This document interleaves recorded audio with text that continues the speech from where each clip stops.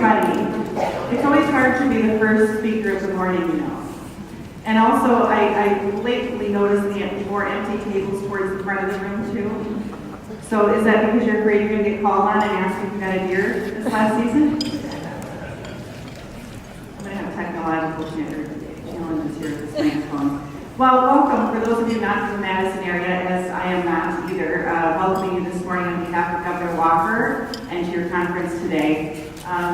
When I was thinking this morning on my drive in, what kind of things am I going to speak to this group about? I thought, gosh, there are so many things that we have in common with each other. Those of you familiar with DNR, that should be every one of you in the room, because frankly, we touch every single man, woman, and child at some point in your lives. You're going to end up having to deal with the Wisconsin DNR. So when you think about it in the morning, when you hit the snooze on your alarm clock, well, that's electricity, and we permit power plants. And then when you turn on the faucet to brush your teeth in the morning, we're responsible for clean water.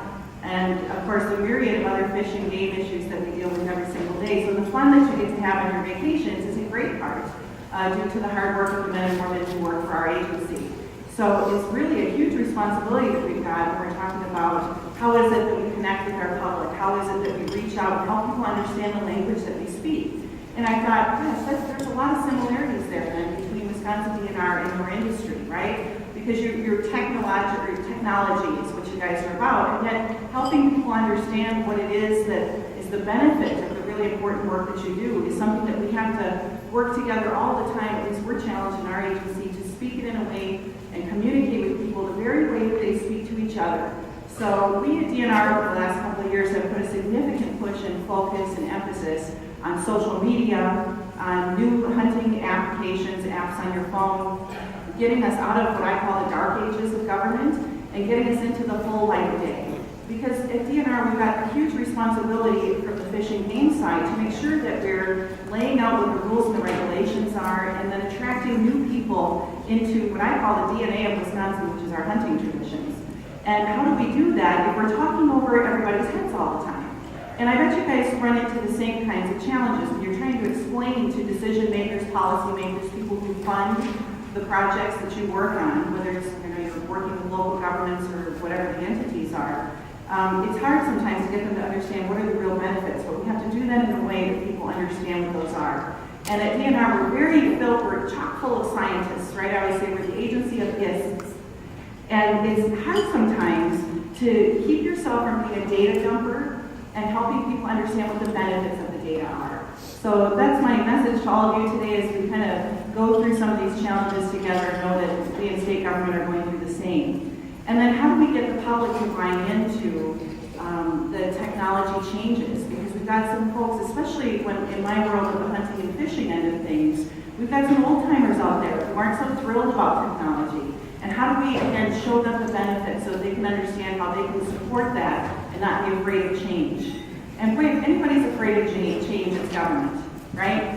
Government's always like, I'm going to use my robot speech with you this morning and say, this is how we have always done it. Do not change our patterns or our systems or processes, right? But we've been left behind by the private sector. And for all of you who have been doing so many leaps and bounds forward in technology processing, and the very important work that you do that benefits our agency and our constituents across the state significantly.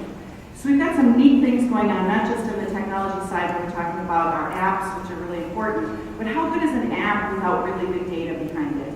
And how important it is then, again, back to you, about the work that you supply. So we've got a pretty neat project coming up, and I'm very thankful to the governor for the support on this with the funding and the partnering with the Fish and Wildlife Service. I haven't really officially announced it yet, but I guess this is my first embarking on that.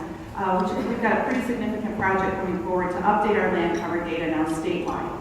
And it's really going to help us in order to communicate again back to our constituents, the people who pay our salaries, on what's going on out there in the land. And when I first came into this job, and I said, well, let's see, what is the latest technology? How are we making management decisions?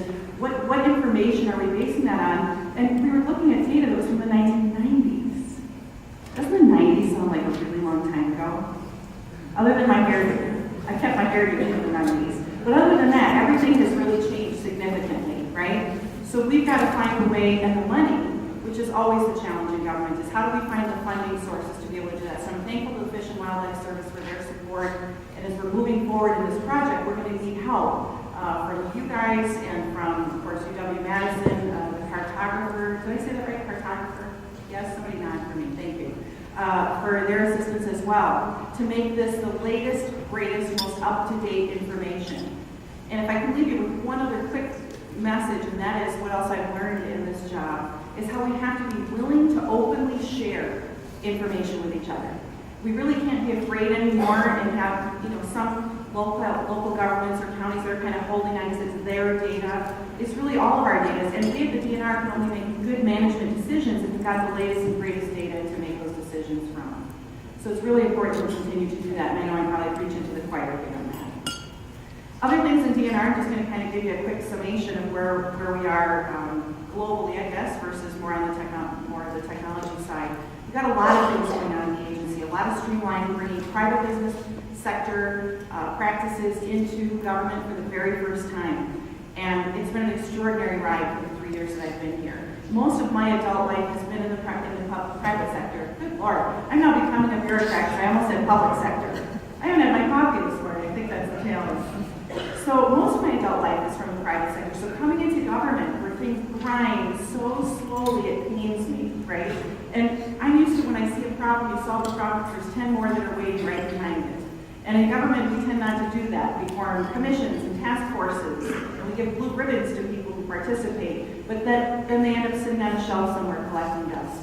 Well, I'm thankful to report especially the latest announcement of the deer rule package that rolled out, which has, again, significant impacts, not just on deer management, but on wildlife and fisheries management for many, many generations to come. Getting that support of the public, helping the public understand that they are now partners in conservation, not just tools in a toolbox, which is how a lot of people felt DNR was treating them for a long time.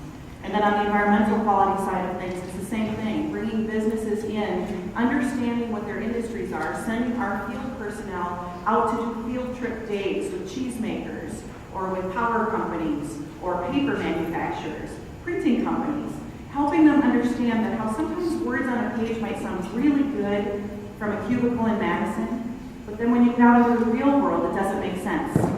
And in my past life as a home builder, I can totally relate to that.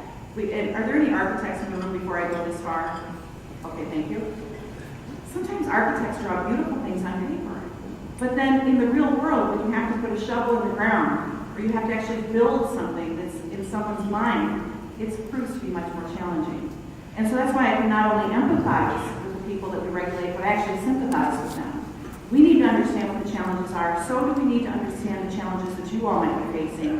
And if there are ways that you think that government agencies can partner with you to help you be better communicators with us so that we can embrace your services. And when we do that well, we can't help but raise the quality of life for all those kinds of nights.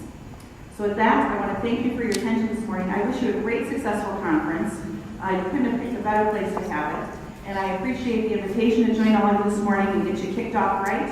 And have a great day. Thank you.